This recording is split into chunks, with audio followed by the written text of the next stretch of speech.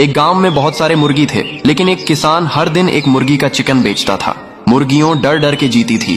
हर मुर्गी जानती थी कि एक दिन उसका भी टाइम आएगा। एक दिन एक मुर्गी एक अंडा देती है, फिर उसमें से चूजा निकलता है। मुर्गी को डर था कि एक दिन उसके बच्चे को भी मार देगा, इसलिए रात के अंधेरे में मुर्गी चूजे को जंगल छोड़ आती है। चूजा चलते हुए सुबह एक कबूतर के पास पहुंच जाता है और कबूतर चूजा को अपने घोंसले में रख लेती हैं। मुर्गी अपने बच्चे की याद करके रो रही होती है। फिर बहुत बड़ा कबूतर घुस आता है।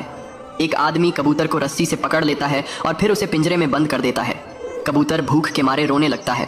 फिर एक बड़ा मुर्गी गांव में आता है और कबूतर को पिंजरे से बाहर निकालता है और फिर दोनों गांव के लोगों से बचकर भाग जाते हैं। लेकिन कबूतर फिर भी रोने लगता है क्योंकि किसी ने लाइक सब्सक्राइब मेहनती गाय थी जो रोज खेत में जाकर अपनी फसल उगाती थी। महीनों की मेहनत के बाद फसल तैयार हुई तो वो बहुत खुश हुई। लेकिन एक रात कुछ शरारती खरगोश आए और सारी फसल खा गए और बाकी को बर्बाद कर दिया। सुबह गौरी ने सब कुछ तबाह देखा तो बहुत अफसोस हुआ। उसने फौरन पुलिस को फ़ोन किया।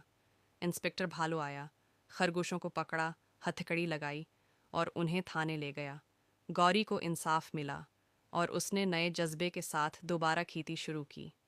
सबक: किसी की मेहनत को ज़ाय करना गलत है,